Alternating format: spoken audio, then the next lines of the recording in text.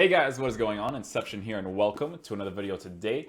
Today we're going to be answering more of your questions. We're going to be talking about a few topics as we normally do. First and foremost, the first topic that I do want to talk about is the way that I feel towards Futchamps. So I'm going to be completely honest with you guys. I may or I may not, and I'm leaning towards more of the side of the may. Quit playing Futchamps, and the reason why I want to quit playing Futchamps is because it's just too stressful for me, guys. I think that I want to keep my content fun oriented, right? On my YouTube channel, I want to grow my YouTube channel, and I don't want to be negative all the time towards certain aspects. So if people want to talk about certain players and stuff, I will give my opinions. But for the Futchamps concept, I do not want to play anymore.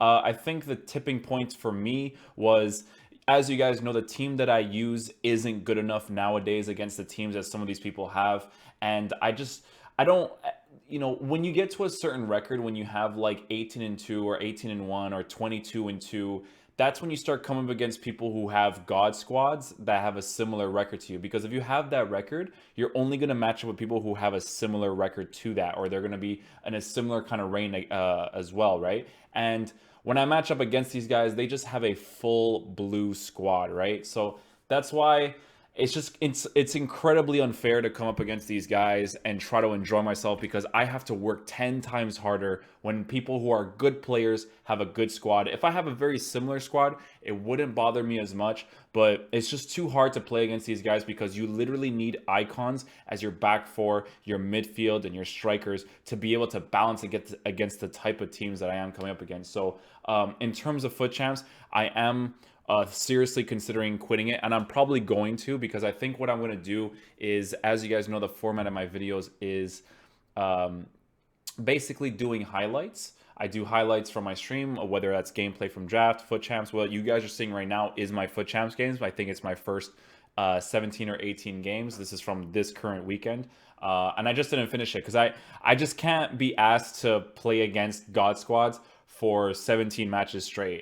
It wasn't really fun for me, so I just completely let go of it, because it's incredibly unfair to face these people with these types of teams, right? It's just harder because they can literally just do a Y pass and their attackers will just completely sprint past your defenders because they're not Laurent Blanc or Rio Ferdinand and stuff. So it's just incredibly annoying. So that's why I wanted to put that message out to everybody in terms of how I feel towards Futchamps and why I may not be playing in the future. But for content on YouTube, I love this format of doing a podcast talking about the game, all the specifics and stuff. But to play Futchamps, not really a thing I want to do right now, because I want to enjoy myself as I create my content. Don't want to force myself to do all that. But the title of the video is what is the best formation to use in Futchamps. I don't know if that's the exact title, but it's going to be around that. So I personally think that if you have a good squad, it really depends, right? I feel like the only 2 or 3 formations in this game that are actually worth using are the 4-1-2-2 bracket 2 and the 4-2-3-1 bracket 2. The 4-2-3-1 bracket 2 is the formation that I like to use because it offers a very good balance in the attacking and the defending concept, right? So you can actually attack slowly, not quickly. You don't have too many attacking options when you're going up, but defensively you're going to be very sound, because I have stay back while I have stay back while attacking for the fullbacks, and I tell my left mid and my right mid to come back in defense, so I actually have extra presence on the defensive side, so I can actually defend against people better.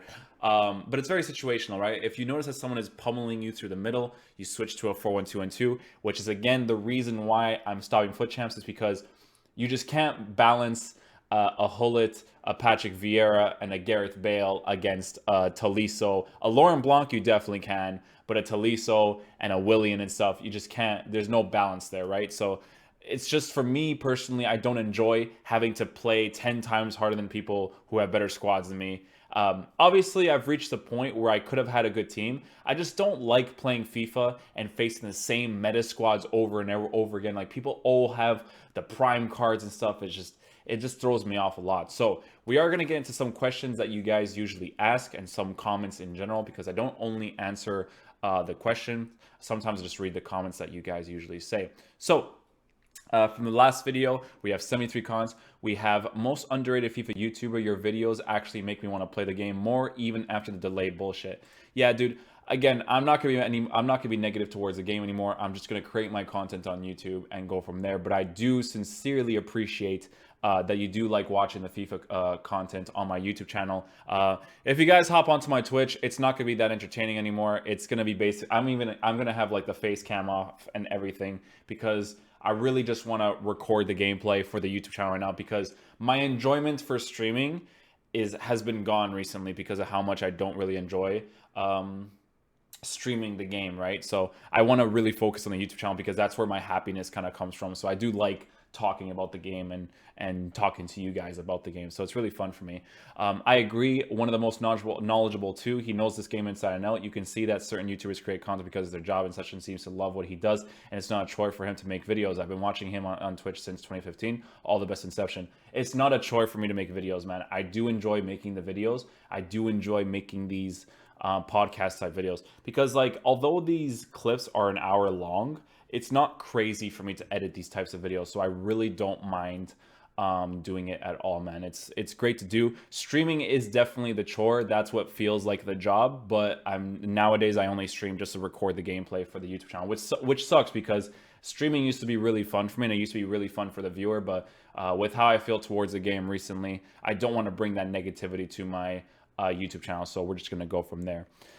Thanks for all the hard work, man. I know it might be hard some days to create content. Maybe some days you are tired. Maybe some days you just don't want to. But sincerely, thanks a lot, man. I think consistency with YouTube is a very, very important aspect. So I think that when you lose that motivation to create content all the time, it can definitely be a frustrating time. But I feel like when I get comments like that, it makes me feel really good inside. I actually like when people post comments like that because it kind of pushes me more, right? My YouTube channel has definitely been more relaxed for me, right? I've been enjoying it a lot more than streaming wise. And it's weird because I'm originally a streamer and that's how my YouTube channel became how it is now, is from Twitch. So it's nice to have a community on YouTube that's just really cool, right? So it's awesome to have, man, because Twitch has been really, really bad recently. Take a shot every time Inception says situational. Yeah, I say these words quite a lot because, you know, I don't know. People get really, I don't know what the word is. They get really thingy when it comes to the words that I keep using, which is fine. I don't really care. I think it's completely unoriginal for you to say take a shot every time, blah blah blah. Like everybody does that, you know. But people do it for the likes, so it's all good. I'm Portuguese and I want to congratulate you for your unique voice as a FIFA YouTuber. Abraço. My unique voice as a FIFA YouTuber. Not bad. I'm okay with that. Thank you, man. I appreciate that. I like these longer videos. Your knowledge of the game is incredible. I listened to this during my weekend league games today, and your videos always help me. Even though the game is shit, I want to play it. Thanks, bro. Hey, man, I'm glad that listening to the conversation helps you guys, and it allows you guys to play the game and not feel so stressed out. Like I said, I really like doing this whole podcast thing. It's really fun for me. It's not a huge bother for me to just edit the clips and just go from there because the thing I like about YouTube right now is that I can talk about anything that's at the top of my head, whether I like certain players or not, because with FIFA and for football in real life, there's just so much you can talk about, right? So it's pretty nice to have. These videos are so chill to watch, man. Just attempting to enjoy Weekend League and having this running in the background is great. I appreciate that, man. Thank you very much. Oscar-worthy content again. Damn, Oscar-worthy content. Wow. What do you think about the Mateus center mid, Bale versus Neymar, Messi versus Inform Mars, best icon midfielder, and forwards under 600K? What do I think about Mateus as a center mid? I've never tried him, but I will look at his stats right now because I want to see why you may not like him. So if we're going to be talking about the prime one, the reason why you may not like him is because his agility is 77 with 77 dribbling and also having 74 jumping with 79 heading while also being 5'9" isn't the greatest. But he does have a good weak foot. His acceleration and sprint speed's good. His dribbling has potential to be good because the agility and balance being low isn't too big of an issue because he's 5'9", so he could dribble still very nicely. But there is potential that his dribbling will feel very similar to someone like Vidal. So be careful with the card. It looks like it's decent. It doesn't look like it's that terrible. Is it worth the price, which is 2.7 million? That's up for debate. But he has the pace and the high work rate. So I definitely feel like there's potential there with that card for sure. What else do we have here? So you said Bale versus Neymar. So Bale and Neymar are two different types of players, right? So with Bale, Bale is more of a sluggish slash physical type player. So if you use Bale, you know that it's going to be very, very hard to outbody him, right? Like if he's running and he's trying to push you off the ball, he'll do a very good job of doing that, whereas Neymar won't, right? But the thing about Neymar in this game, and this is a thing nowadays, is that Neymar actually plays really nicely. He plays with this quickness. So if you like to play FIFA with this dribbling concept, the speed concept, Neymar is definitely the choice. And plus, he does have a good 5-star weak foot, as well as good finishing and shooting stats. I'm actually going to check that out right now. I'm pretty sure he actually has good shooting stats in general. And he has upgraded cards too. Like he has informs. I think that's Team of the Group stage card. So his regular card has 89 finishing with 92 composure, which is quite nice because 80 shot powering is really nice to have with a 5-star weak foot, and he can also shoot with his regular foot too. His dribbling is quite nice, very fast player on the ball. Yeah, it's a very good card. I would personally pick Neymar over Bale, but it really depends on the situation, right? Like I feel like there's certain situations where maybe a Bale would be better, but I think most of the times I would definitely choose Neymar over Bale for sure. Messi versus Inform Mahrez. I don't think that's any comparison. I think Inform Mahrez, I think he's the type of player you use that's like the cheap option, but he's not going to feel anywhere near as good as Messi, right? People will call him the cheap Messi, but he won't really be Messi. He'll just be Mahrez, right? I used the Mahrez before. I wasn't a huge fan of it. Reason being is because I wasn't a huge fan of his pace. Like Messi has the pace to accelerate while having good sprint speed, to come back, go forward, right? Whereas Mahrez is very like, I feel like he's very down to his position, right? But Messi, I think Messi is definitely better. I think that's a pretty obvious one. I don't think Mahrez comes close. Best icon midfielder. I thoroughly enjoy using Laurent Blanc in this game. I think Laurent Blanc's incredible. But if you're going for meta and you're playing Futchamps, got to get those Patrick Vieiras and those Hollits, man. No one... I use Inform Tolisso, and when you come up against these squads, Inform Tolisso doesn't do anything against them, right? Like, you need to have those players to be able to balance against, like, the Ronaldos, the Messis, and stuff. Like, it's very, very difficult. What else do we got going on here? Can you pick me 2 Calcio center backs? I can't decide between Inform Koulibaly, Inform Benatia, or Chiellini. So, here's the thing with those players. It's very situational to your game style. So with Koulibaly, because I think Koulibaly has certain work rates.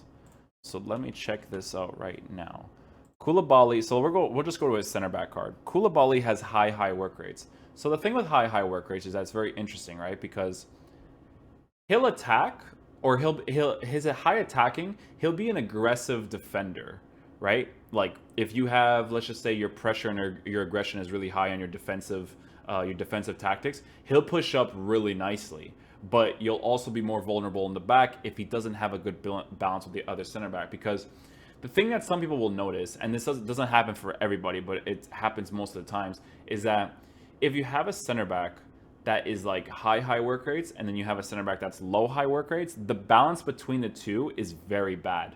I feel like the best work rates nowadays in FIFA is probably medium-high or medium-medium. Medium-medium seems to be very good nowadays because there seems to be this very good balance of being an aggressive defender and pushing up, and being a conservative defender and coming back, right? So I feel like medium might be probably the best one, I would say. I like these longer videos. Your knowledge of the game is incredible. I listened to this during my weekend league games today, and your videos always help me. Even though the game is shit, I want to play it. Thanks, bro. A lot of people tend to say that for the podcast, which is really interesting to me, that people enjoy the videos that much that they can listen to it in the background for the podcast. So I find that to be a really cool thing. And I'm glad that you guys like the podcast situation. I think that's really cool that you guys actually like it. Best FIFA YouTuber out there. Keep it up, champ. Another sub earned. Thank you, dude. I appreciate it. Like I said, guys, I've been having a lot of fun with my YouTube channel recently. Just cutting up clips and just posting it to the channel has been really fun for me. And people like to have the conversations about different stuff, so it's pretty awesome. Even Huge Gorilla has to use the super meta team to get advantage to play Futchamps. Is he not good enough, or FIFA just a sick game? No, the thing about Gorilla is that it's a different situation. So this isn't another video, so this isn't in regards to the same video right now. So in Gorilla's point of view, right? I don't think anyone can really talk Gorilla down because Gorilla won FIWC.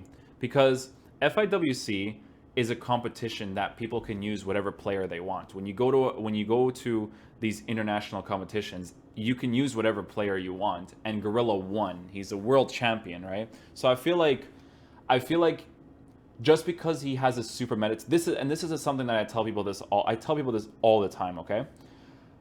What a meta team does for you in FIFA is that it allows you to play to your full potential. So the team that Gorilla has allows him to play to his full potential, right? Here's the thing. FIFA is a pay to win game to a certain extent. If you're average at the game and you have a good team, you're not going to use each player to its full capacity. You're not going to use it to its full potential, right? To its full characteristic, the weak foot, the shooting, the passing, all those things, you won't use it to its full potential. But someone who is decent or good at the game will use the Ronaldos, the Hullets, the Patrick Vieira's way better. So in Gorilla's case, Gorilla does well with that team, but that's not why he's a good FIFA player. It's not because of the team. He is a good FIFA player.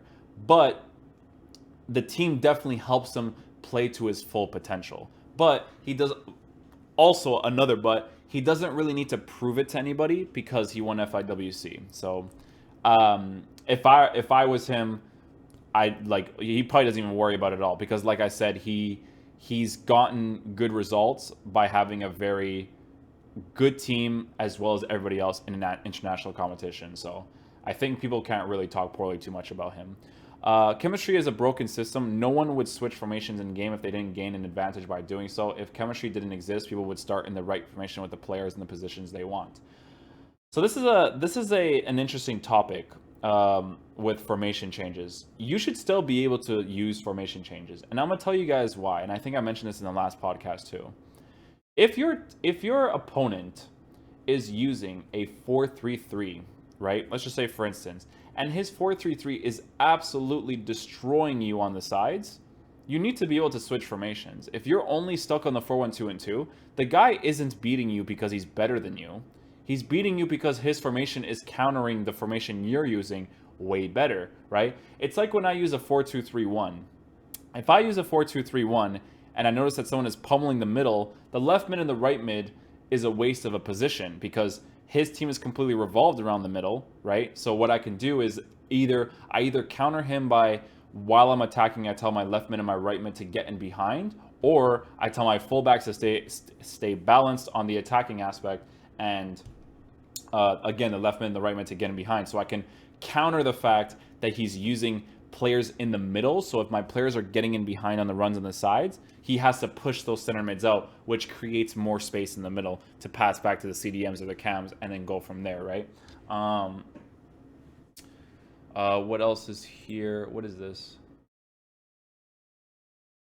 Oh, that was really weird, actually. The forfeit match thing looked really weird. I just noticed that someone was just pointing that out to me in the... someone was just pointing that out to me in the comment section. I can say that Farman has been nerfed. Farman's not been nerfed, man. Any goalkeeper that has the leg save trait, they haven't been nerfed. They haven't touched the goalkeepers ever since the patch. I don't think gameplay was changed at all. Like people were saying it did recently on the Xbox. It's literally felt the exact same. The goalies have remained the same though, man. They didn't really change anything. What else we got here with the homie G's?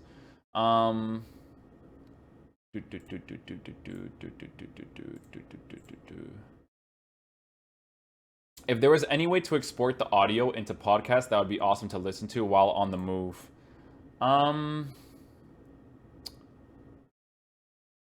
Yeah, I need to consider that for sure. I don't know if it's possible to do it on iTunes and stuff, because I know that people like to listen to these types of videos as it is a podcast essentially, so it kind of makes sense to do something like that. So I'll definitely look into doing that for sure, and I'll try to get a link in the description for you guys as well. Yesterday morning, I watched your latest video. I watched how you play. I was a player that would win Division 4 undefeated, but get relegated in Division 3. I've been relegated Division 3 5 times and holded Division 3 1 time. until I saw how you play and used your knowledge about the game in the past games to my advantage and won Division 3 undefeated with 6 wins and 3 draws. Willian really helped with 17 games, 21 goals, and 17 assists, putting him at cam. He was amazing. Thanks for helping me. You are a amazing FIFA YouTuber. Keep it up with these podcasts. Wish you luck with the channel. Yo, thank you, dude. I appreciate it. I'm glad that the videos helped you out. It's awesome to see, man. Oh, we're also gonna bring something, a topic of discussion up right now. So, in terms of the ads, I do ads every 3.5 to 4 minutes because, again, these videos take a long time to do. I'm talking for a long, like I've been talking for 20 minutes straight.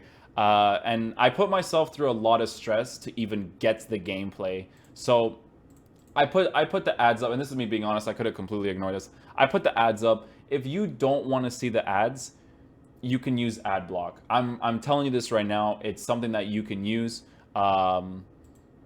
Right? I wouldn't promote it in the channel, but it's weird to complain about ads in a video when you can just use ad block. But if you don't use it, I would greatly appreciate it because it takes a lot of time to get these types of videos out where I have to edit each segment of when goals are scored and even play the games itself, because playing the games itself is a long time. Like 15 games takes a long time. And then on top of that, doing the commentary over it. So the amount of ads that I put into the video, I'm sorry if you don't like that, but the way that I see it is that if you genuinely don't like it, you can just use ad block. But for those of you who want to support the channel and support the content that I bring out, I don't see it to be that big of a problem. So I'm just going to continue doing it. If you don't like it, that's completely fine. I completely understand.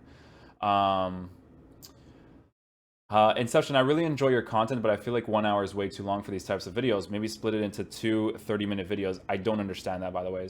Please talk about how to beat high-pressing teams, because even though I do sometimes manage wins against them, I feel like my tactics work against me, and it's my players who have to save me. So in regards to splitting the video in 2, I actually feel like that would make less sense than for me to just make it into one video that's an hour long. I might actually try that. So what I can do, I feel like it wouldn't really make much sense to do though, you know what I'm saying? I could try that where I make 2 separate videos talking about different things, but I feel like the 1 hour podcast is a little bit better in my opinion.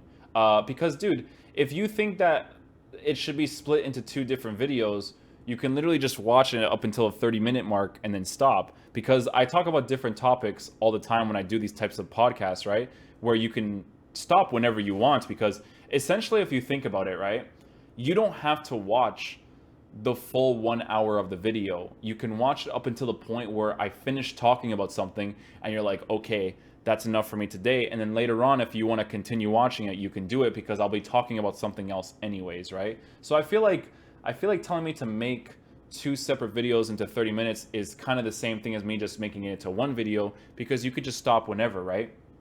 But that's just the way I see it, obviously. People will see it differently. But in regards to, please talk about how to beat high-pressing teams, because even though I do sometimes manage to win against them, I feel like my tactics work against me, and it's my players who have to save me. In regards to players who are high-pressing against you, I don't really know what to tell you, man. I just play a lot of possession because people always use the second-man press nowadays. So I feel like it really depends on you and how you cope with the situation. Like, you have to be very calm when you're passing and people are just really pressing against you. So that's what I would say towards that. I know that's a very generic answer, and you guys know me. I don't really give generic answers too much, but I feel like that I have to give one there because I wouldn't really know what to tell you. You can also be very aggressive back to them if you want. Like, if you change your formation and you're aggressive back to them, because if they're being aggressive towards you, you have to think of it like this. What they're doing is they're allowing you to have more space in the attacking zone. So if they're really pressuring against you, you can switch to like a 4-3-3 or any formation where it keeps your forwards high up. So when they're pressing against you and you just do a regular cross towards them or a driven pass towards them, and they have all that space to work with up top because of all the pressure that the guy was trying to put onto the player, then it would kind of make sense to do all that, right? So yeah. Dude, these videos are amazing. Keep up the good work, man. Thank you, dude. I appreciate that.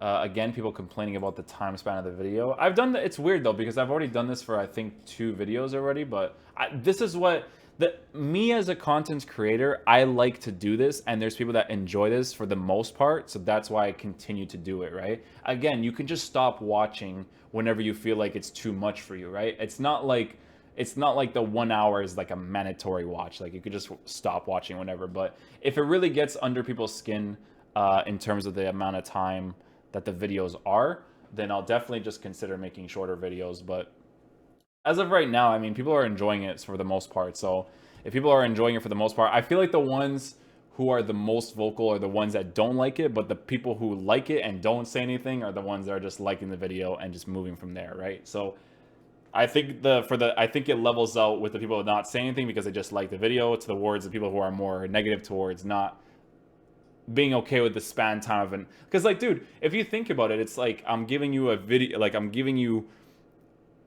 probably like 15 different types of videos into one podcast essentially. So but again, that's my opinion, but I'm going to continue to do it until the point where obviously people really don't enjoy it. So but I think for the most part people do like it, so that's why I just continue doing it. Another quality video, dude. You are helping the FIFA community a lot with videos like this. Keep up the good work. Thank you very much, dude. I do appreciate that. Again, guys, whenever you guys want to ask some questions, like I do answer all your questions essentially in the form of a podcast, and I feel like people will take that for granted a little bit because some people don't even read their comments; they just post videos and whatever. So, yeah. So if you have any questions, be sure to ask me, guys. Like I don't bite, I don't bite. Um, Please tell me, why do I see so many high-level players with so few draws relative to wins and losses? So the reason why their draws are just not there is because no one plays seasons anymore. In game modes in FIFA nowadays, if you play draft, it's impossible to draw a game. If you play champs, it's impossible to draw a game. So for the most part, the high-level players don't play seasons that much. Seasons is the only game mode apart from online single match, which people don't really touch anymore.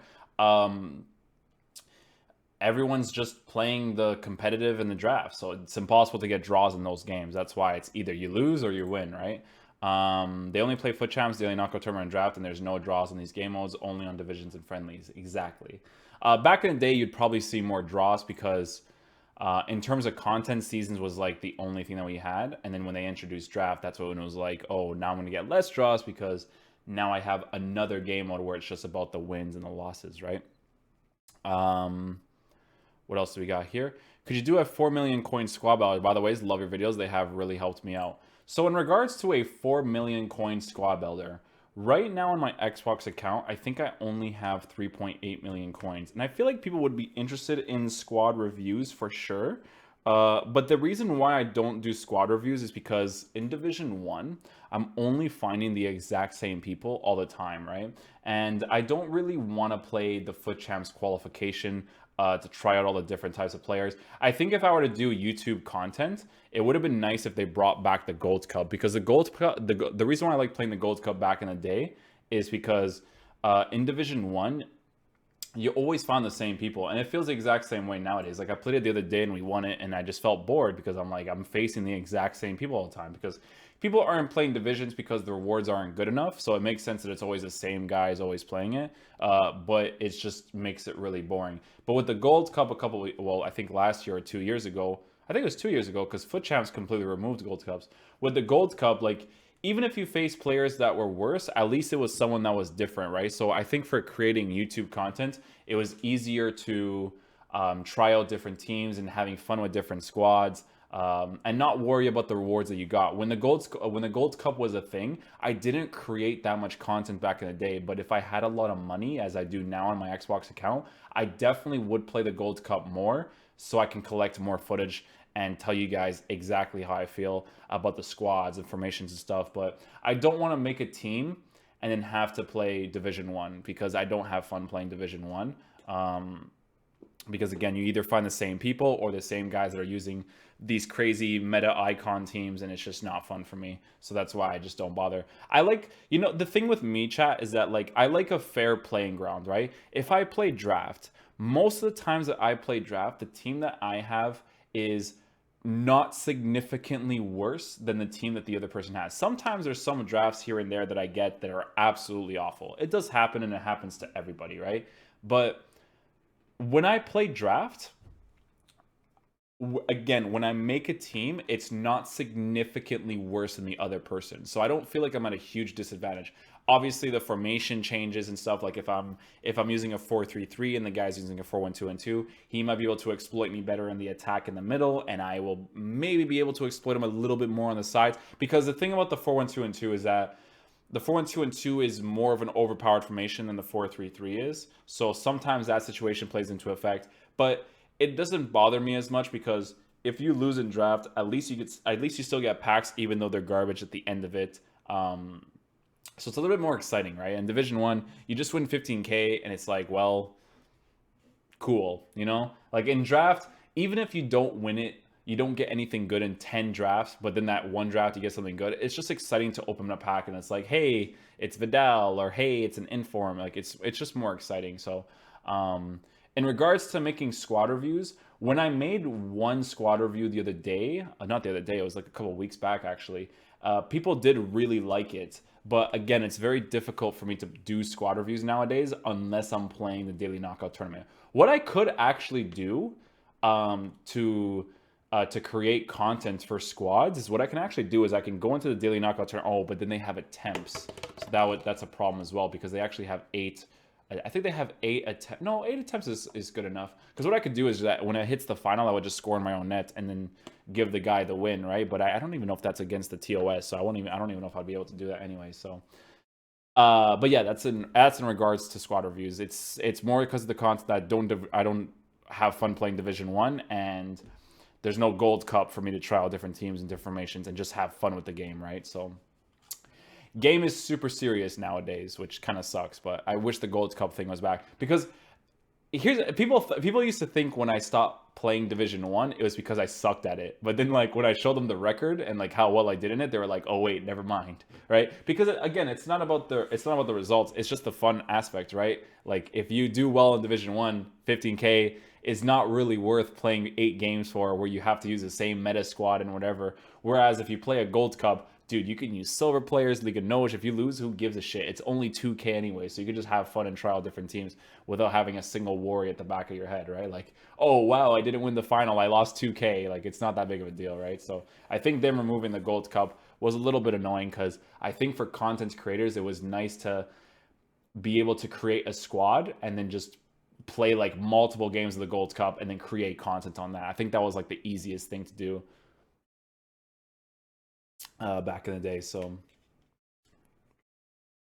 what is my opinion on Composure? Oh, I'm probably going to mention this a lot in a lot of my videos, but my opinion on Composure, it's that, and again, I don't want to be too negative, but I think the short answer is I think it's the dumbest thing that they ever added into the game because it makes a lot of players unusable because it affects your shooting and it affects your passing. But we're not going to get into that because, again, I don't want to bring my negativity into my YouTube channel. I just want to have a conversation with you guys and just go from there. You know, I don't want to get into it too much with that kind of stuff.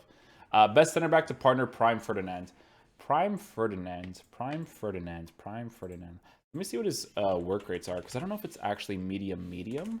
Because if it's medium, it's medium.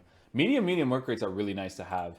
Dude, you could put Eric Bailly with him. Like right now, like think of it like this, right? So a prime Rio Ferdinand is medium work rates. 83 pace, 91 defense, 86 physical. The guy's a beast. His acceleration's great, sprint speed's great. Like he's just an absolute monster. No one's gonna get past him, especially since he's 6'2". If you think of it like this, the format in which people make their teams, they usually put let me think of some squads. So they'll usually put like Tolisso or Vidal, Boateng, and Alaba. So that's a triple link there so that they all get full chemistry. And then they'll put like Florenzi, Manolos, Nangolan, stuff like that, right?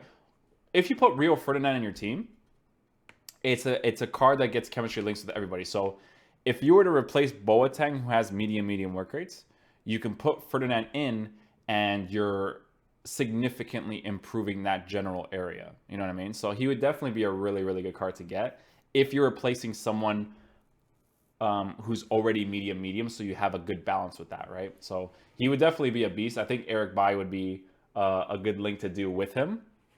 But it depends on what type of team you're making, because the thing again with Ferdinand is that you can put him in any squad. Like if you want to create a Calcio A team where you're using um, Benatia, Florenzi, Nangelin, Hamzik, Milinkovic and stuff, like just having fun with the teams and stuff, you could do that too, right? So it's very situational. Um, I love the 87 rated Benatia. He's a tank. Yeah, he looks like he has a lot of potential. I've actually used him, and I didn't not enjoy him. I didn't not enjoy him. I didn't hate him because I bought him in a team that I used recently, and I sold him not because of him, but because of how the team moved in general. But him as a center back, he was a very decent center back. Like he moved around the pitch really nicely. His acceleration was quite nice, moving left and right. He didn't feel too heavy on the ball. His defensive stats were very good. He felt like a very physical type of player. Like 77 pace is definitely very nice to have. A 74 acceleration and 79 sprint speed. So yeah, he definitely has a lot of potential to be a very good player. It's just very hard for me to link him in squads because you can use someone like Alexandro as a left mid and use him as a center mid, right? Where you can put him as a left mid, center mid. You get that Juve link, and then on the left side you could put like Jordan Lukaku or something. Just to have like a Calcio A players. But I don't know. Alexandro, he's a weird one. Sometimes his defending, I mean, not his defending. What was the thing that bothered me when I was using him? I think it was his dribbling. Like his dribbling felt really odd to me. I wasn't a huge fan of it. Because I came from Alaba, whereas Alaba, like his dribbling and his pace was really nice and it felt really quick and responsive. Whereas, Alexandro is very defensive oriented. Although I do think defensively Alexandro is better than Alaba. I just think that Alaba, when I give him the ball, he just feels better. But it's up for debate. You have to try out the players to see who you like and dislike, right? A Premier League gem for me in the midfield is Inform Obiang. Thoughts on him? Obiang is an interesting one. When I stream, people usually mention Obiang to me quite a lot. And the thing about Obiang is that his card does look quite decent. But the thing is, right, is that you would obviously have to give him a shadow card because he's a guy who's 6'1", medium high work rates. His acceleration is 70 and his agility is 76 with 68 balance. So there's potential there for him to be okay, but if I'm going to lean towards a side and say whether he's going to be bad or good, I think he's going to be more bad than he's going to be good. But there's definitely a lot of potential here because it's not hard to get links with him. EPL squads, there's a lot of meta players in that league. So you can definitely put players in the midfield that get some good chemistry links because he's Spanish. You can even put like Herrera in the team, right? And Herrera is also Spanish, so he would give at least a strong link there. He's got decent strength. His strength is 83. His aggression is 74 with 80 interceptions, 83 stand tackle, 81 slide tackle. If you give him a shadow card, it'll improve those stats as well. So it's definitely there's definitely potential there with this card, but I'm not sure if he would be better than Bakayoko, man. But the work rates could suggest otherwise for sure. Bakayoko, ha. Inform Emre Can or second Inform Moy? Inform Emre Can. Let me see Emre Can's card. I don't think I've seen his card before. Emre Can, 74 pace, 73 shooting, 80 passing, 80 dribbling, 81 defense, 86 physical. High work rates. Oh, this card's very usable, actually. See, the thing about this card is that, like, if you really want to have fun with the game, which is very hard to do nowadays because Divisions is super meta-oriented, high work rates, you could use that as a CDM. It's not ideal. Like, as you guys know, I always tell you guys, like, I wouldn't recommend using a high work rated player as a CDM. But then again, it really depends on the team that you have, right? Like, what you're rotating around the squad. I think that with Emre Can, he has 71 acceleration with 76 sprint speed, so moving left and right isn't going to be the greatest with him. His sprint speed is going to be worse than Tolisso. And Tolisso, when you come up against people that have good squads, it's just too slow. You know what I mean? Like even Casemiro's, people always suggest Casemiro to me, even if it's the team of the group stage one. Casemiro just doesn't play that well because of the pace, right? Again, if it was completely oriented around the Gold Cup and you just want to have fun and just use different squads just for the fun concept, I feel like it would be really fun to do that. But I wouldn't recommend Emre Can too much. But then at the same time, you're asking about second in form Moy, because Emre Can, I think, has somewhat of height, right? Yeah, he's a 6 foot dude with high work rates. His defensive stats are pretty decent. His physical stats are very nice, and his passing is quite nice too. Whereas in for Moy, at least from what I know, he's shorter. So he's 5'9" with medium work rates. His defensive stats aren't that good at all. So you're asking for a CDM, right? Oh, you're just asking Inform Emre Can or second Inform Moy. See, when you ask that question, it really depends on where you're using the player because Emre Can, although he has high work rates, the way that his stats are oriented around is that he would only be able to use you would only be able to use him as a CDM. You can use him as a right center mid and left center mid if you want to have fun, for sure. But because of the fact that he doesn't have any shooting or attacking capabilities whatsoever, it's not ideal to use him there because he has 65 finishing, which is quite poor for a player that you're gonna be using as a right center mid or a left center mid. But as a CDM, very usable with 6 foot height, good defensive stats, good physical stats. So if it's CDM, Emre Can. If it's center mid, probably Moy because looking at Moy's card right here, which I totally lost. I think I have to back from here. Looking at Moy's card, he's more attacking oriented, right? So he's medium work rates. He actually has good shooting stats. So he has 81 finishing with 78 composure, which isn't crazy, but not bad as a center mid.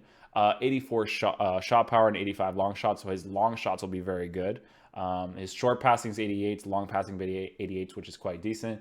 But this may be the big reason why I didn't like him as a center mid. His defensive stats are very poor for a person who you're going to want to be using as a center mid. But his long shots are decent. So he has potential. But when I used the card, one time and I didn't like him. And I'm looking at his defensive stats right now, I know exactly why I didn't like him. Because the thing about defensive stats on a midfielder is that you need to have above 80 for it to be a decent card, in my opinion. I feel like when you have it in the high 70s or even the mid 70s, it's not consistent, right? Because even if you give them a shadow card, they just, no matter what anyone tells me, they genuinely do not upgrade the cards this much. And we know that for a fact because we know that it doesn't upgrade an Aaron Moy to 89 acceleration with 88 sprint speed. I genuinely don't think that they do that. Nor do I think that they make his interceptions 90, marking 85. Like, I don't think they do a plus 15 and a plus 10 on these cards.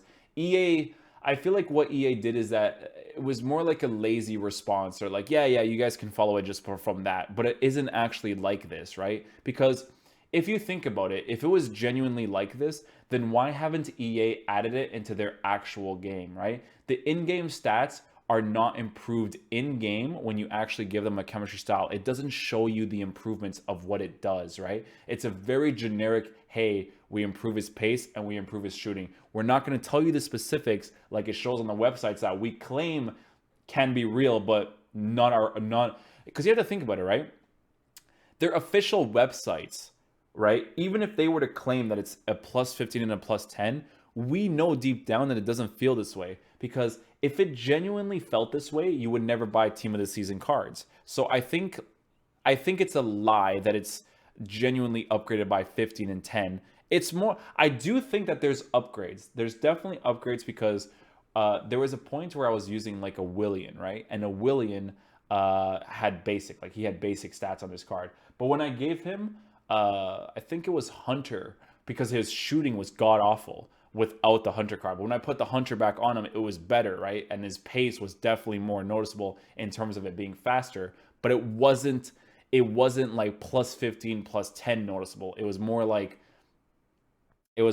plus 3, plus 4, and then his finishing was like a plus 3, plus 4. The plus 3, plus 4 is more noticeable, but to tell me that it's improved all the way up until the 90s, I just don't think that's the case because another prime example of what I'm talking about is Quaresma has poor finishing. If you give Quaresma a Hunter card, it does not improve his card finishing wise by that much. He still has poor finishing, although he has good composure. So I think EA needs to be a little bit more transparent with us when it comes to these specific stats of cards because I don't know. I think in game, you telling us that a certain chemistry style increases the pace and shooting, and not telling us exactly which parts are being increased in the actual game and not from websites. I think that's a little bit fishy, right? And we've noticed stuff like this because back in the day, they used to have this thing where even if you played on 5 chemistry with a team of the season card, he wouldn't get stat boost. But obviously, a team of the season card would play better than a first inform or a second inform. So EA has a very odd game, and it's actually funny that no one really took that as far as it probably should have, because it's completely unacceptable that for years, you know, uh, providing this type of content um, to your consumers, telling them that, hey, this card is improved from the regular card, and it actually wasn't, because a chemistry style on a regular card was better than a first inform. That was a problem, and I noticed this before the game started, because I don't know if you guys remember this, the recordings from this far back, but back in the day when we used to do drafts, we used to do our drafts with like 55, 45, 50 chemistry squads, because if you had special versions of cards, it did not matter where you put those special versions of the cards on the team, because they would get base chemistry style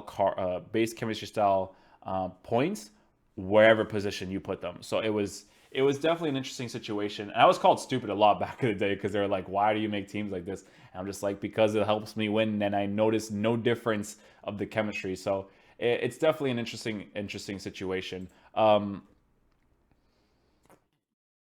There's definitely a lot of things that they're not transparent enough with us when it comes to FIFA, and I don't think they ever will be, because they don't really have to, because they still make their money. So it kind of makes sense that they don't really take it as far.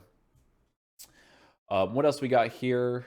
Just more people talking about me saying the same words, and I don't know why that's such a huge concern for people.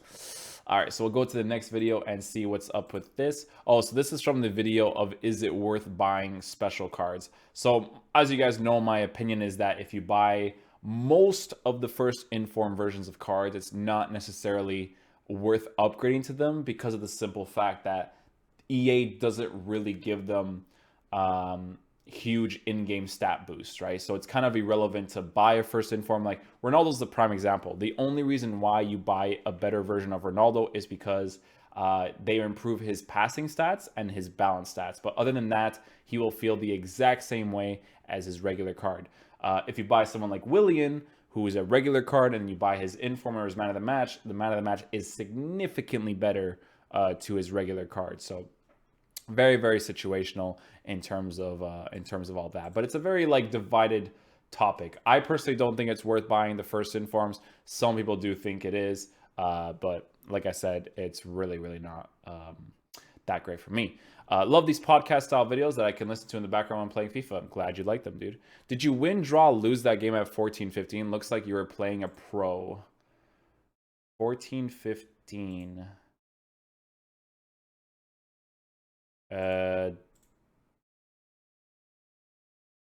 I don't actually know. My the clips that I get recording wise for, if it looks like I didn't finish did I finish the game? No, I finished 4-3 on that game. Oh, I see. Is this the same team? It might be like a different type of squad. Sometimes in my editing, I just get the games that I actually score goals in. So if there's like no goal scored, sometimes what I forget to do is that when I edit the person's team in, I forget to edit the team out, because there wasn't really any highlights. But I'm sure there was goals in that game. I just can't remember, because that was a while ago. Yeah. But I don't really see any other questions here, so we're just gonna come up with some things at the top of my head. So in terms of the Twitch streams right now, and as you guys know, I used to be very, very fond of the Twitch streams, of me doing it all the time. But recently, I've been getting this knack of not wanting to use my face cam and just focus on playing the game, because the way that my Twitch streams are going to be treated now, and I know this is going to affect my Twitch streams 100%, but I genuinely don't want to treat it like a stream. It's weird to explain. I don't like the streaming concept anymore, right? Well, not anymore. It's just right now because of the current state of the game for me. I don't like the the the concept of me going on face cam and having people see my dull reactions to the game. And I'm not a fan of me doing that. Obviously, not having the face cam will affect the videos and stuff, which I completely understand, or the streams and stuff, which I completely understand. But I'm kind of just streaming right now just for the recordings of the YouTube channel, because streaming this game right now is incredibly frustrating, and just getting the gameplay alone is incredibly frustrating. So I think that focusing around the concept of just me just playing the game, and if people are down to watch the game, because the gameplay that I'm doing on my streams now would have been gameplay I would have done off stream, but I'm not streaming like it's an actual stream. I'm streaming like I'm just showing the recordings of my, like, I talk sometimes, I'll talk to the chat here and there, but this concept of like me going on face cam and like really being really super engaging, I don't enjoy it anymore, because people in the comment section on Twitch recently have been incredibly toxic when it came to Futchamps. Like, if I lose a game in Futchamps and you can clearly see that the team that the guy is using is better than mine, and I just quit the game, like, I'll dashboard. I will legit dashboard, because it annoys me so much that I have to face these god squads with my normal team. I'll just be like, GG, I'll quit the game and I'll go back into it, and the chat will be completely toxic. It never used to be like that when Futchamps didn't exist, right? Like, if I lost a game, it didn't carry as much weight. Like, I could have just moved on from it, because it wasn't like this thing where like, oh, you played like shit and blah blah, even though, like, you know, apparently your full chat are minimum elite 1 top 100 players. It's just people that want to troll and get a reaction out of you. But I don't like that, right? I don't like when I stream and people come to a channel just to see you get angry. I feel like that's not the type of community that I want to grow. So that's why, if you guys come by the streams and they're not as, I guess, entertaining as you would see normal for other streams, it's because I don't thoroughly enjoy playing the game. The only reason why I'm playing it on the stream is to record that gameplay so I can put it onto my YouTube channel. But I just want you guys to know how I felt in terms of the Twitch stream. So if you guys notice that they're not as, I guess, entertaining, like even on the weekends, like, I know exactly what playing foot drafts on the weekends is going to do to my channel, or to my channel right now with the way I talk about stuff. But it's just too stressful for me to play Futchamps and just do the streaming thing. You know what I'm saying? Like, I'll stream, but just for the gameplay.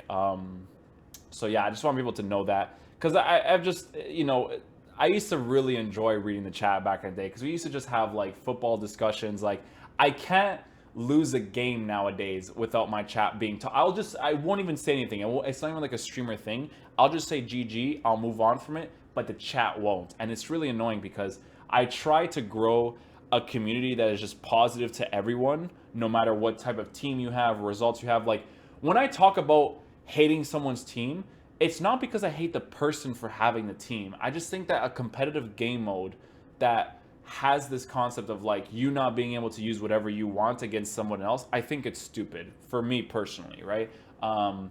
Could I have had a good team by now? Sure, but I shouldn't have to force myself to get a better team, right? There's a lot of concepts with it, but I don't want to really like get into it, right?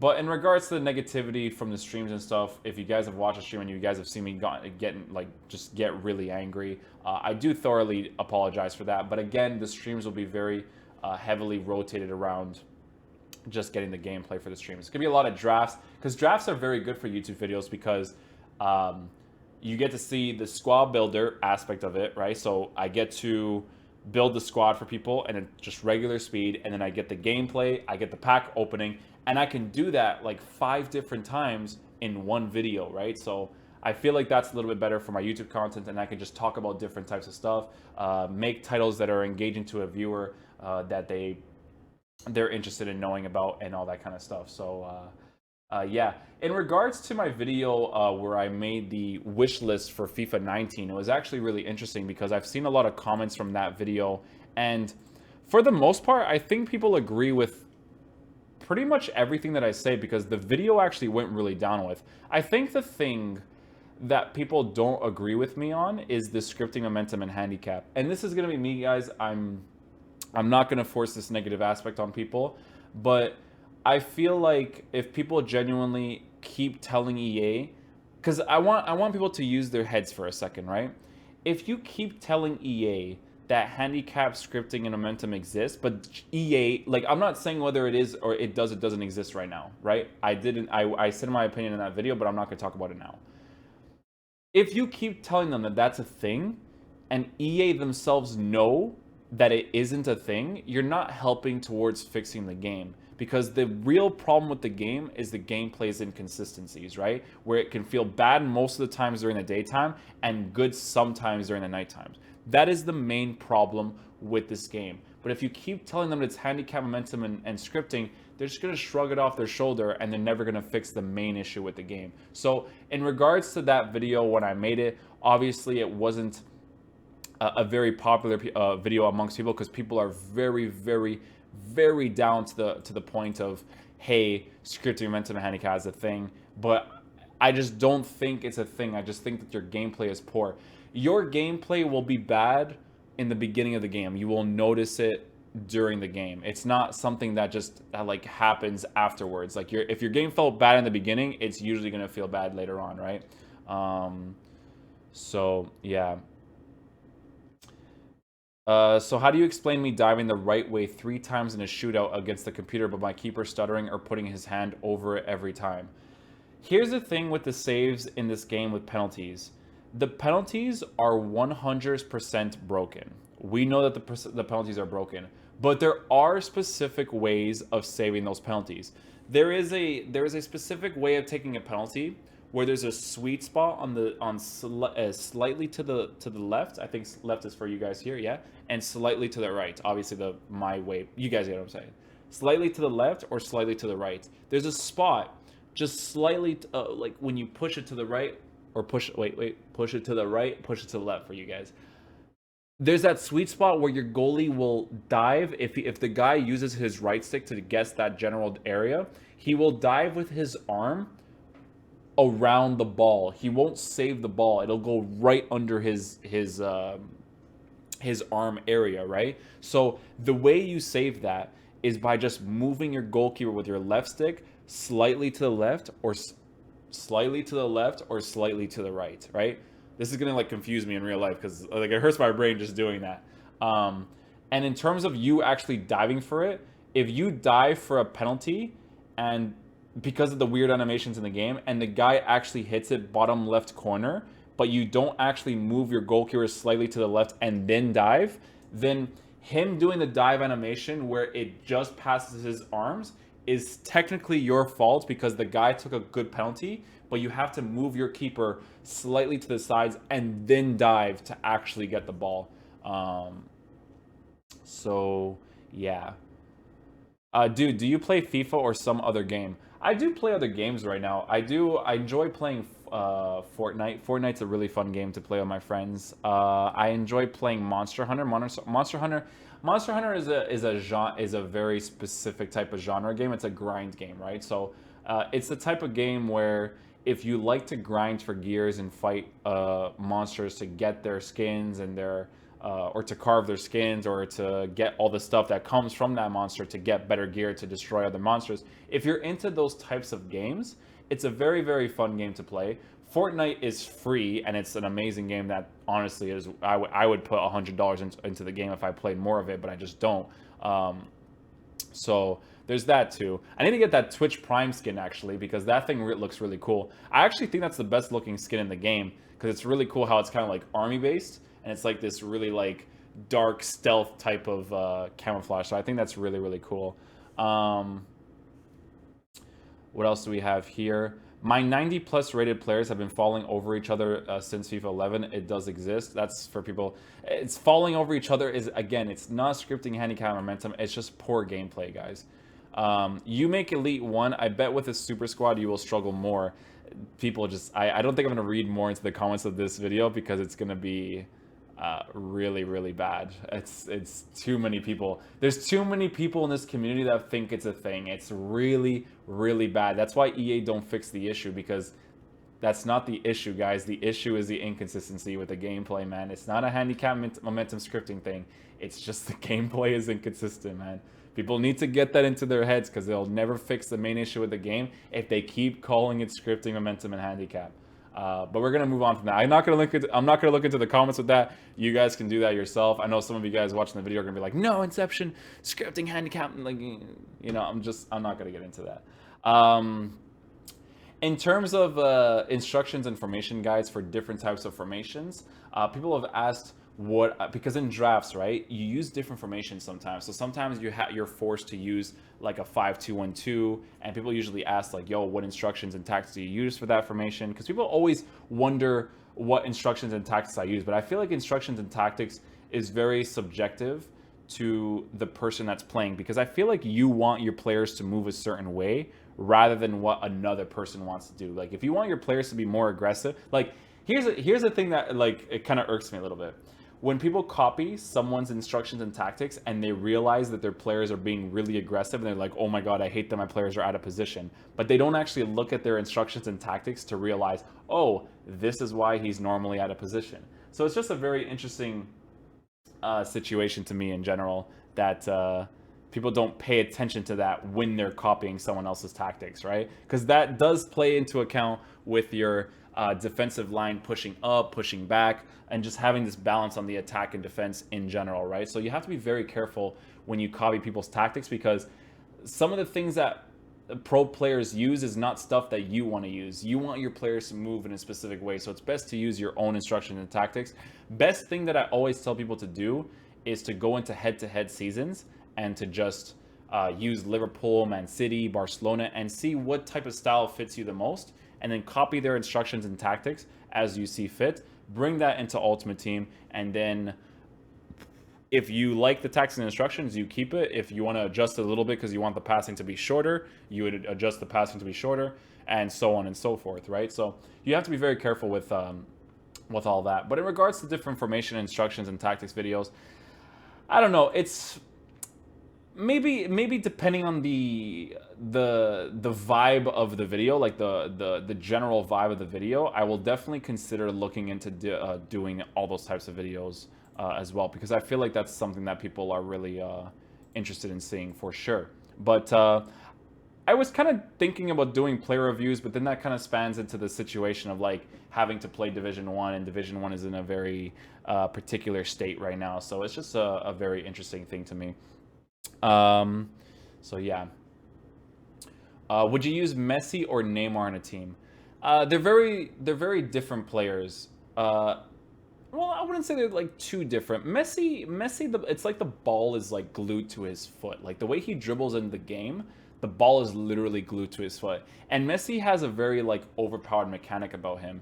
He has this mechanic where if you're just outside the 18-yard box and you face Messi directly upwards or directly upwards, because he's, well, it depends. No, directly upwards or downwards, but on his left foot, his finesse shots from outside the box are so overpowered. Like they're so effective in this game. I literally barely know any player that can do what he does with that finesse shot outside the box. So maybe just from that, I would probably use the Messi, and because his dribbling is a little bit more responsive than Neymar's, although Neymar's dribbling is next level. I think Neymar's upgraded cards has insane dribbling, but Messi's card, normal-wise, would probably be more ideal to use for sure. Since you want to talk about in real-life football, how do you think Man City is playing nowadays? Dude, the way that I analyze FIFA, I analyze it the same exact way in real life. If you analyze Man City's gameplay, it's disgusting how well they play. It's insane how they have different genres of players in each position, and Pep has just found a way to just make that team so beautiful. The passing and the close control plays, like he literally grabbed a software and installed it from Barcelona to Manchester City in terms of how they play. It's absolutely disgusting. Really entertaining football to watch. Dude, I'll be completely honest with you, man. I'm Portuguese, and I like Porto is my main team, right? But watching the Liga NOS, man, I can't watch the Liga NOS. Porto faced Sporting the other day and they won and whatever, but I didn't care for the game. Like in terms of the fun and enjoyment concept, like Man City just play this football where people are genuinely scared to play against them. Like just the other, I think it was today, Man City was facing Chelsea, or yesterday, Man City was facing Chelsea, and dude, you can just see the quality difference right away. It's absolutely disgusting. Like Chelsea did not want to put pressure on Man City's players because people say that it was because the players were lazy. It wasn't because the players were lazy. I'm 100% certain Conte did tactics where they didn't put too much pressure on the ball because they knew that their close control, passing and dribbling is so overpowered in real life that they couldn't put pressure on the ball because if they overcommitted, Man City would just exploit that space where the person was overcommitting. That's what they do, man. When they were facing Arsenal, that's what happened. And I think it was Man City's second or third goal where they were doing this insane passing play in their own half. It was absolutely filthy close control passing and dribbling. And from from the defense, the way that they worked themselves up to the attack, all the Arsenal players were trying to force this intensity on them, this pressure on them, and they couldn't get the ball. And what happened was because they kept forcing this intensity, it gave Man City the space to work with when they were attacking. And it was just beautiful football to see. That goal that Leroy Sané scored against Arsenal was beautiful football. It's jaw-dropping stuff, man. They just play beautiful football right now. They're my favorite team to watch. If they were to win the Champions League right now, or this year, they would 100% deserve it because their football is on another level right now, and it's thoroughly, thoroughly enjoying. Like the enjoyment factor is way up there to watch Man City play, man. It's incredible to watch. The Liga Nos League, guys. I'll be honest with you guys right now, man. It's so dead, dude. It's like I tried to watch the Liga Nos, being Portuguese and being a guy who has supported Porto, but the league itself is so bad nowadays. Like if you guys are Portuguese, some of you guys will know exactly what I'm talking about. Like I was watching the Porto and Sporting game, and the quality of football in that game, entertainment wise and just the quality of football in general, was so poor. It was really, really bad. And I was even telling my dad, I'm like, yo, I'm happy that Porto's winning right now, but it just, the quality of football that I'm watching right now, it just isn't good. Like when I watch the EPL, even although Conte is under fire right now, there are games when Conte has his team set up a certain way. They're incredibly organized on the attack and the defense. It's just when they face Man City today, it's just Man City's a level beyond the teams in the EPL right now. Like the way that they hold up the ball, the way that they attack and defend is just a beautiful. It's like a specimen of just loveliness of how Man City play, right? But when Conte has that system set up for them where they're incredibly organized in the defense and the attack, which is why they won the Premier League last year, it's so nice to watch such an organized team do so well, right? Uh, Man United, Man United, I can't really watch, and it's actually interesting with Man United because Man United in the beginning of the year were actually a very entertaining team to watch. They were playing incredibly well. Pogba was doing well. Matic was doing incredibly well, and Matic is just an amazing player. But nowadays they're not doing too hot, and I don't know if it's because they're not picking up this. It's not that they're not doing hot. They're doing well. They're just not playing that football that they were playing in the beginning of the year, right? Whereas Man City, they do it every single game. They just play quality football. It's exciting to watch them play. They're more exciting to watch than Real Madrid, which is it says a lot, right? It's very, very entertaining stuff. But Man United, it's situational. A lot of the times that I watch Man United is only because if Martial is playing, if Pogba is playing, um, I like Martial and Pogba as players. So if they're playing, I'm down to watch, right? If they're not playing, it throws me off from watching the game a little bit, right? Because those two are just very entertaining players to watch in Man United. Other teams right now, as you guys know, Liverpool is the second team that I support. I've supported Liverpool ever since I was younger because when I was a wee lad, my grandpa he asked me what type of shirt I wanted, what type of shirt I wanted. Because in the EPL, I didn't support any teams in particular. I just liked all the teams because I liked the league in general. I used to watch like Chelsea all the time with players like Makalele and stuff, and Drogba and just Michael Ballack, right? Arsenal with the Invincibles. Like I was a really, really huge fan of the EPL. So I genuinely told like honestly, if he got me like a West Ham kit or he got me like a Portsmouth kit or something, I would have supported the team. But he gave me a Liverpool kit, and that's the team that I always watched back in the day. And wow, we used to have a pretty nice team back in the day. When Rafa Benitez was a manager and we used to have like Fernando Torres and stuff, we used to have a pretty sick squad. Although people kind of it's funny because like I used to watch a lot of Liverpool games and I feel like the defenders that are quote unquote legends for Liverpool, they weren't really great center backs in my opinion. Like I didn't really rate Michael Carragher that much. I didn't rate him that much. I think he's a legend for the club more because of how many appearances and stuff. I didn't really think he was a quality defender. I don't think he's like on the levels of calling someone like Puyol a legend, right? I don't think it's on that type of status because you can call Daniel Agger a legend for Liverpool, but he didn't play to the quality of someone similar to Puyol. A person that I actually liked a lot that used to play for Liverpool, and I forget his name nowadays. I don't remember his name. I think the way his name is spelled is Hypec or something. Uh, this was a long time ago. He was a defender that I actually liked quite a bit. I really did enjoy watching him. But dude, back in the day with Gerrard and Fernando Torres, the links they used to get. Reina used to play for that team too, but Reina wasn't that crazy. It was interesting because that's the time that they bought all those players and stuff. Yeah, I support Liverpool. Liverpool right now, it's nice to see them that they're actually doing well because, hey, Arsenal fans, let me tell you guys this right now, man. Us Liverpool guys, we came from the I think it's post is afterwards, I think. The post Luis Suarez era where we were doing kick and run to Benteke every single game. It was so painful to watch. At least Arsenal, like Arsenal right now, they're playing really poorly. They're not getting results, 100%.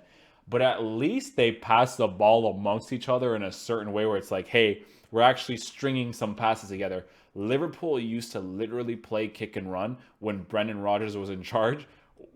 It made no sense, okay? Because back in the day, Brendan Rodgers had Balotelli and he bought Benteke. Although Balotelli is a player that would like obviously he's had a lot of trouble in his life, but you buying Benteke when you have Balotelli, you're literally buying the same type of player and thinking it's going to change for you. Obviously, when we got someone like Roberto Firmino, that's the type of player when you even like a Lacazette would have been nice, okay? That's the type of player that Liverpool needed. At the time, you guys, if you guys knew my dad, you guys would know because I would tell my dad every day, I cannot watch this team anymore because they keep doing this kick and run shit to Christian Benteke. And then when Jurgen Klopp came in and they gave Jurgen Klopp time, he did really well. And then a year afterwards, they're doing incredibly well right now. And I think that if Van Dijk had a postseason with Liverpool, I feel like Liverpool would be in a better situation right now because defensively it would have been really nice in a lot of games that they tied and choked to have Van Dijk and Matip as a center back. I don't mind Robertson as a left back. I think Robertson as a left back is quite decent, to be honest. And then the rotation policy with the right back, where sometimes we use Alexander Arnold or we use Joe Gomez, not bad either. I think it's pretty decent too. So Liverpool is definitely nice to watch. I do genuinely feel sorry for Arsenal fans because the club nowadays is genuinely like a meme. Like it's actually a meme to the community because it's not the performances. It's the lack of care. I genuinely think that I think Arsene Wenger is a fantastic manager. I don't think he should be the manager for Arsenal anymore. I don't think it's because he's a bad manager.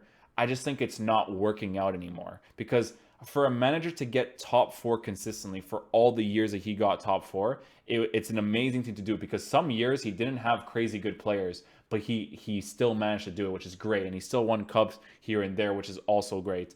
I don't think that he's a poor manager. I'm sure if Arsene Wenger left, another good club would try to sign him 100%.